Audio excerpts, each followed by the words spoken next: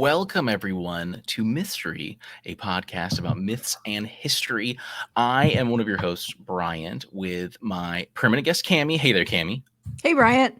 And we have a third person here today, the third clover on the shamrock, I guess, right? Debbie. Hi, Debbie. Hey, Hi, Debbie. guys. Happy Paddy's Day. Happy St. Patrick's Day, Debbie. That is why we have asked you to come here today. It is St. Patrick's Day. When this show goes up, we're very fortunate for that. So cheers, everyone. Grab whatever you can, even though this episode's up right in the morning. Don't worry about it.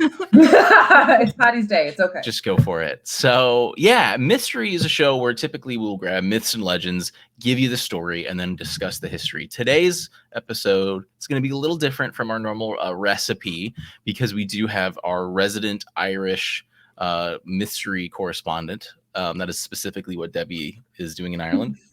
Yeah. And she, if you may recognize her from our Children of Lear episode, and she has consulted on several other stories and myths that we've done. We've talked about banshees and stuff in the past, and she's helped us out a great deal. Queen Maeve. That's right. Yeah. That was a really good one as well. So check those out if you want to binge on all things Irish. But today we're going to discuss not specifically St. Patrick's Day because, you know, we've got Debbie here. This is her platform to tell us about fun Irish stuff. So we're going to cover a handful of topics today. So Cammie, I'm going to pass it to you to kind of kick off this episode into what we're doing. All right, Debbie. So we have gotten a bunch of questions about leprechauns. Can you just kind of tell us about them? What they are? Are they real? Oh, they're real. I have a pet leprechaun. Yeah, he fixes my shoes for me at night. Mm-hmm. No. Okay, I'm stop. That's me. No, there are no such things as leprechauns. They are traditionally, yes, an Irish mythological figure. They belong with the lands of the Puka and the Fae and the fairies. Leprechauns were traditionally shoemakers. Cobble, is that? What's the right cobblers? word? Yeah. Thank you. Yes.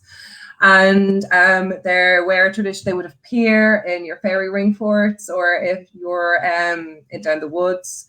Yes, traditionally there's a pot of gold at the end of the rainbow. Nobody has ever found one.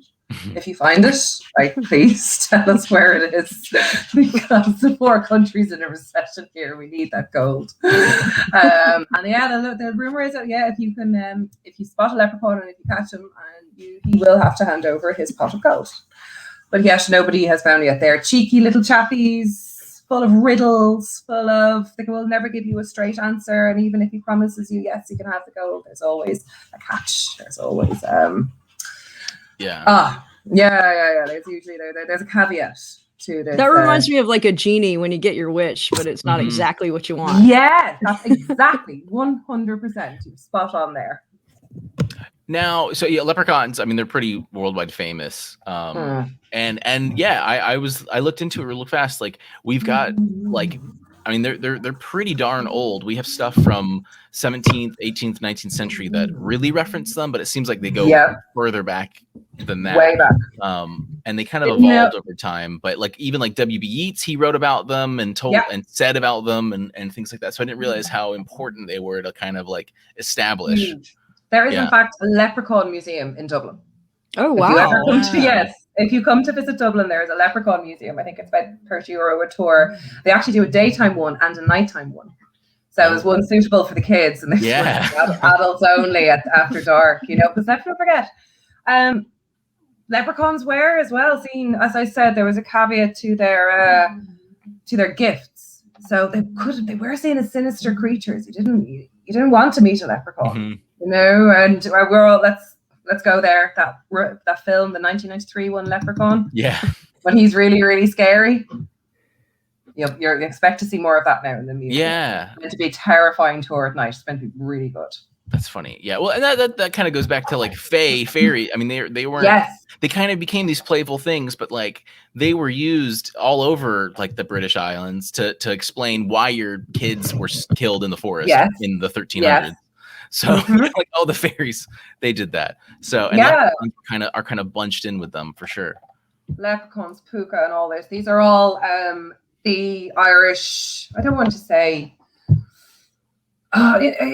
Just the backdrop, the tool of our culture. Is, there's fairy ring forts, and there's areas in the woods that years ago you don't go down there. There's the fairies, perhaps. Yeah, perhaps. I was saying to you guys as well, as many people have, you sometimes have different color eyes. Mm-hmm. It's a genetic condition, and that was a sign that a child had been touched by the fairies. Yeah, I've heard that too. That's really cool. I know Irish people blaming absolutely everybody else for their problems. Yeah. That's really great. I know when I was looking at the brief Wikipedia article on it, one thing it mentioned is like how it didn't seem like there was a huge substance for this, but like the offensive nature of a leprechaun, how it stereotypes Irish like qualities and characteristics and stereotypes. Especially I know everyone goes on about Irish people being just drunken storytellers. Like, where are they getting that from? I don't know. It was good. It was subtle. No, that's great. Yeah, I love like how so there's several sports teams in America that use it, and it's just so. Really? Mm-hmm. Oh yeah, you didn't know? This is news. No, this is news to me. This is amazing. Yeah. The like fighting Irish, Lucky the Leprechaun, and they're all the red-haired. No. Yeah. Oh wow, I didn't realize you didn't know that. That's crazy. By the way, can we clear up a myth here as well? No leprechaun has ever run anywhere going, they're always after me, Lucky Charms. Yeah, that was all General Mills. Do they have Lucky Charms in Ireland? Only recently can you get them here in certain stores. Right. And I've never had one. That's my English cousin. That was like one of the that and like other like American cereals. Those were like the primo because they're all like they're terrible. They're basically it's just sugar. Blocks it's sugar and a little bit of wheat. Right, cocaine bags of sugar, and so that was like the primo stuff. You'd have like people smuggling that into Ireland, like in little dinghies and stuff like that. So. Yes, yeah, we would have all gotten. Did you guys used to have the prizes in the box, in the bag, in the bottom? Used to. Box? Yeah. Where did that go? Well, we're afraid of like kids consuming them, so it's like the Kinder eggs. You know how like they're in. Kinder eggs are in America now, but they specifically split the toy and the treat, but before it used to kind of be in there. They are banned. The real ones are banned from, you can't bring them into America. No way. It's like contraband. Yeah. If I come and visit you, I'm going to sneak in a few packets in the bottom of my suitcase. I wouldn't risk it. It's bring a 9mm instead. It's much safer. Please. Oh yeah, yeah, much safer. I can get them down the local shop as well here. Yes, yeah, you can get that. Cannot get Kinder eggs at Walmart or the original one. The 9mm, 100%. No, that's cool. So, well, Cammie, what do you have next for us here? So yes, we had one of our fans actually spoke about Deirdre and was very interested in the story behind her. So the tragic figure Deirdre of the Sorrows. That is actually it's a popular theme in Irish culture because, as you know, we're almost like the ancient Greeks. We love a good tragedy, we love a good comedy, and the story of Deirdre was.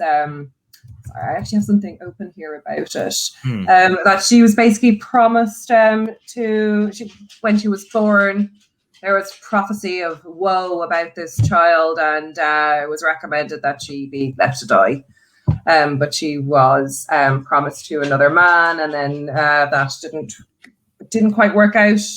And then she was promised to another man, and rather than marry this other man who she hated, she threw herself on a chariot and unfortunately committed suicide. So it's a tragic story, a tragic heroine.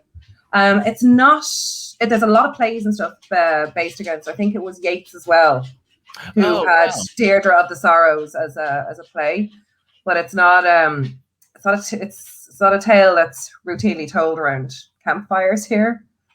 Yeah. And it's not really taught in schools, but it's a huge big influence, because as we know, Irish, they love the strong female figures, Queen Maeve and Deirdre of the Sorrows, someone who wasn't afraid to, well, in a way, stand up for what she believes in. I refuse to marry this man. Yeah, that's amazing. That's really cool. I'd never heard of her before David mentioned her. So yeah, I hadn't studied much about her in depth now either, but it's an interesting, very interesting story. Yeah, Tristan and Isolde, the Romeo and Juliet. That's kind of the theme that it sort of goes off of. And it looks like it's recorded, and we talked about it in our Children of Lear episode, but like the recorded cycles of Irish mythology. So it is really ingrained there. But as you mentioned, though, it's not like quite as well known as like Cuchulainn and stuff like that. It's popular, or it's not as popular. Yeah, but it's probably.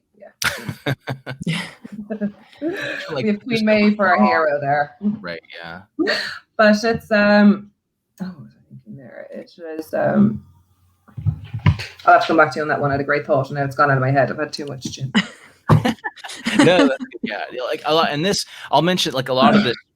I've said this countless times.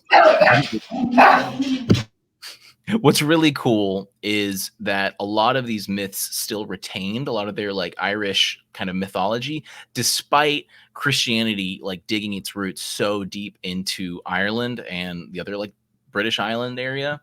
And like this, the myth of Deirdre was likely composed around the 8th or 9th century, Britannica mentioned. So it's really cool to see like, 400 to 500 years after the Christianization of this area from the Romans. Thank you, St. Patrick.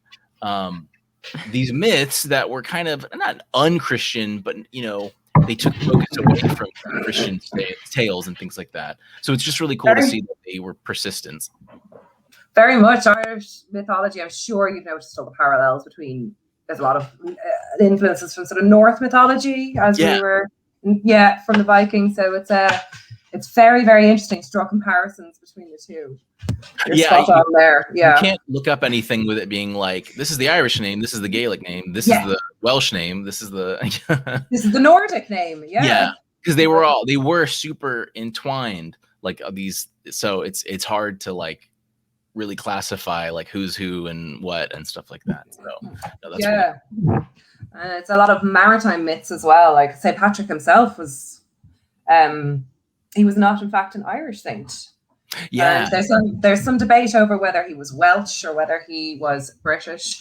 But again, taken by sea, brought to Ireland, enslaved, and then sent back to, and then he escaped and went back to the UK, and then was visited in a dream to be told, you have to come to Ireland and spread the news of Christianity, which he did.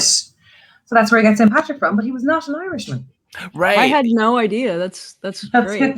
Yeah, some say he could have even been like, so it was like he's Roman British is the way. Now, there was no English identity just yet. So he saying he's English is kind of tough. He might have. I was incorrect there. Yeah, he might have even called himself Roman at like the same way someone in Spain at the time would have been saying it, which is kind of weird to think about. Sort of in the same way you could all say, you're European. That's kind of the identity that he might have taken. But he was. I looked into it too, and it was kind of interesting to see that he wasn't a native Irish person. And the funny thing was, he was taken reportedly by Irish raiders or pirates. Yeah. And so I like to think, and apparently too, he wasn't very spiritual, despite his father and grandfather being in the Roman church, being heavily involved in that. And so like you've got this kid, so apparently he was 16 when he was taken, enslaved for 6 years in Ireland to work, and he was a shepherd too. Mm-hmm. But so during this time period, apparently he gets Christianized, finds his belief, his faith, goes back, and then I wrote in my notes, I wrote comes back with a vengeance with Christianity to Ireland. You know what? He was determined to spread the message. All of you. Yeah. You want to enslave me? I will enslave you to Christianity for the next millennia. Well, we're still going on. We'll let you know how that works out. And that blew my mind. But it's cool. And you mentioned before too the significance of him and the Shamrock And that's correct. Yeah, that is a very, very, very important part of St. Patrick's. His legacy here, because the shamrock. Everyone knows the shamrock, the three leafed, four-leaf clover, but the three-leaf shamrock. And every St. Patrick's Day, the tradition is for the Irish Taoiseach to travel to the States, to the US, and we present the president with a traditional bowl of shamrocks. And and the story behind that is that obviously the shamrock has the three, and the traditional story is there's a bit of academic debate over now. We were discussing it earlier, but because there's a three, it stood for the Father, the Son, and the Holy Spirit. But there's three entities, but it's one God, so it's all part of the same shamrock. So he used the story goes that he used a shamrock to explain the concept of God, Holy Spirit, and Jesus Christ to Irish people, and we've adopted the tradition ever since. Yeah, and that's amazing. That's so cool. I want to say 2 weeks ago, I was shopping at Target or Walmart or something, and I'm already seeing all of the St. Patrick's Day clothings, the Kiss Me I'm Irish stuff. I know, and the shamrocks are included in all that, and it makes sense. I've always associated it, but I never understood that specifically why. And it as soon as I realized him on the stained glass windows, him holding a 3-leafed clover. Yes. Well, duh! It's the Holy Trinity, and duh. Now, you realize it too late, and you're like, how did I not think of this earlier? Yeah. And there's another funny story about him, and this is, Cammie, you mentioned this is kind of the famous one in America regarding why there's no snakes in Ireland. Can you tell us about that? I cannot. You could. Please, I'd love to hear an American version of it. Well, yeah, I mean, off the top, there were snakes in Ireland, and St. Patrick came in and drove them out with a staff, maybe the will of God. Yeah. And drove them out to the sea in anger. Apparently, and he was fasting. 100%. One of the what the traditional story says, he was fasting too, so he's just this grouchy, hungry guy who's I'm in Ireland. I'm not even Irish. Get out of here, snakes! You're making it worse.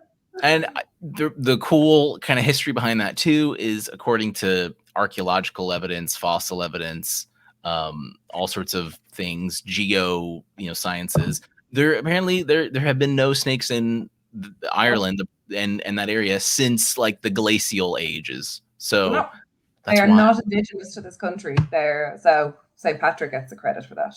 They were never here in the first place, but St. Patrick. I have a friend who is Irish. She moved to America, and she's terrified that a snake is gonna crawl in her piping.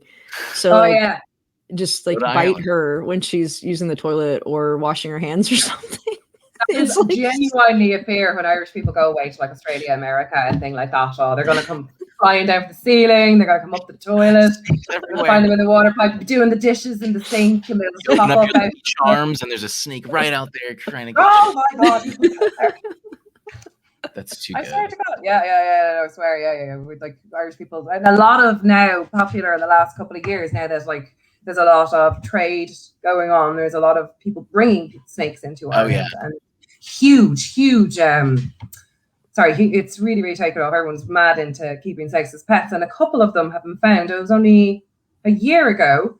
A giant python, huge python, was found loose wandering around the Wicklow Mountains. Now, oh no! How did that get there? Clearly, St. Patrick was annoyed at us, for cancelling Patrick's Day last year, so he gave us.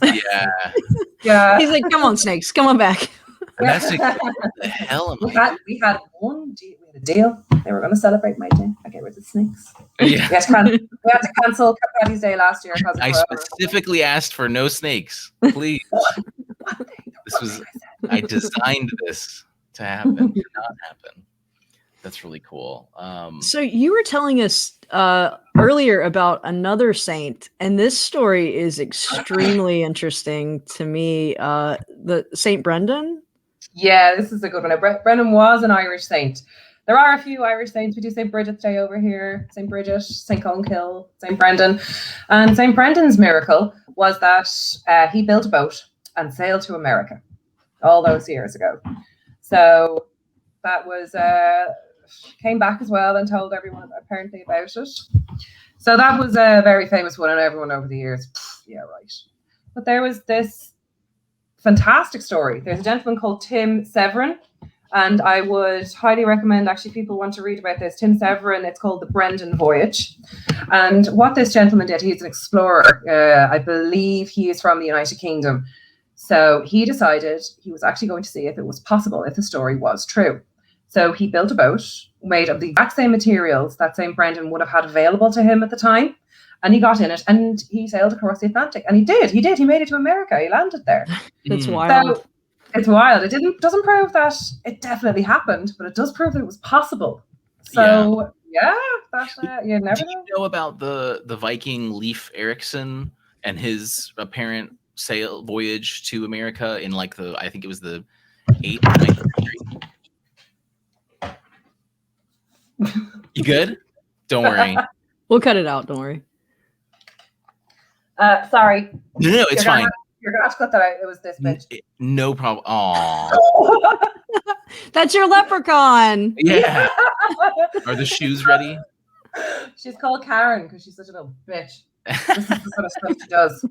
That's totally fine. I'll be able. That was a good beat. I'll be able to cut it. Sorry. No. It's totally fine. Cammy's done much worse. Yes. With no pets to fall back. Yeah. Just no reason. Just lose my place in the middle of a story I'm reading. Sorry. No, it's fine. That's really interesting. Are you familiar with the Viking story? Leif Erikson, who apparently had a voyage to America. Are you not familiar? Please tell me. This could be an episode on its own, but it's pretty nutshell. There's evidence that Vikings made the voyage to America.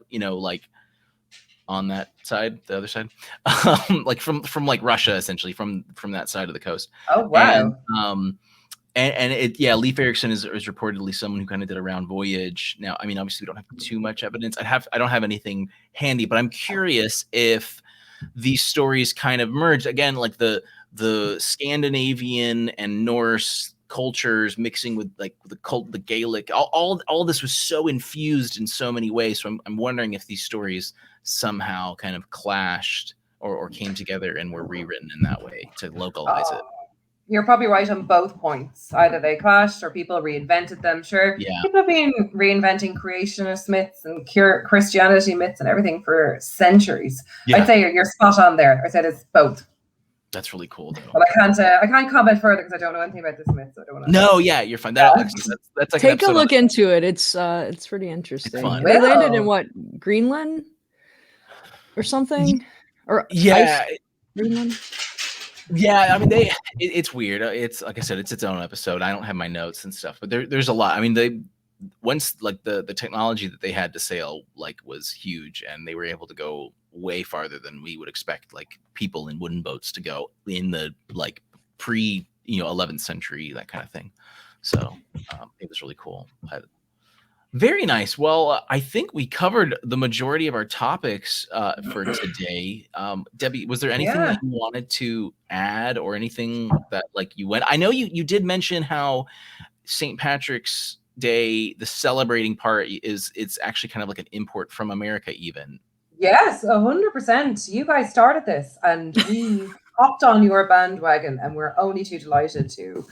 Well, I think we kind of upped the ante at this stage. Yeah. Ireland, Dublin on St. Patrick's Day is carnage, pure carnage. I think I shared a few videos with you guys. It's the one day when everybody is best friends.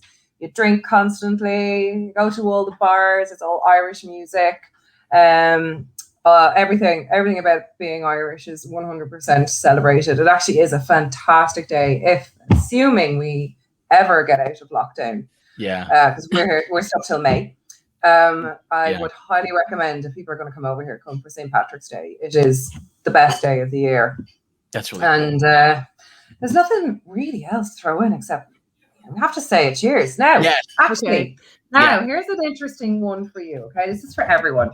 Irish is actually a very Christian and very religious language. Okay, does anyone know how to say hello in Irish? No. Okay, what we say is, I would say dia gwitch. Okay? So that means I am saying dia gwitch. Dia is God. Okay. Oh, yeah. Dia is God. And gwitch is to you. So I'm saying, God to you. Oh. And then you reply with traditional, dia is muragwitch. So you say back to me, yeah? Dia es miragwitch? Close, yeah. Dia is muragwitch. This is another one. Mura. Mura is the Irish word for Mary, and it is a tradition in Ireland. Nobody ever names a child Mura. That's Mary's name, the Mother of God. So you say Dia, I say Dia Gwitch, and you say back Dia is Mura Gwitch, which means God and Mary to you. Then if you want to keep it going, you say Dia is Mura Gwitch, which is God and Mary and Joseph to you. Or sorry, no, God and Mary and Jesus to you. And then the reply is, Dios Mura is Joseph Gwitch. So that's you go on and on and on. God and Mary. Then you get his second cousins. Peter. Yeah. So that's a little bit on it. But as well, when we are saying cheers, we say Saloncha, and that literally means good health. It's also what we say when we say goodbye. So we'll say we say Salon. So we're saying health. Irish, we're big on our health. So we say Sláncha and happy Paddy's Day to everybody. Sláncha. Yes. Very nice. Well, everyone, thank you for watching. Debbie, thanks so much for coming back on. You're just an absolute delight to have on the show. I love being on this show, and you guys are just amazing. You always make me feel so welcome, and anytime I'd love to appear anytime. Yeah, well, there's definitely more Irish myth to cover for sure. So everyone, I think that covers it. Remember, links are in the bottom. I combined them all, so it's much easier to find out everything. Our YouTube, Facebook, you can watch this, and I really recommend you do watch this on YouTube. We've got our beautiful faces on there, some more beautiful than others and with more hair. But please join us for more episodes, and we will see you next time. Oh!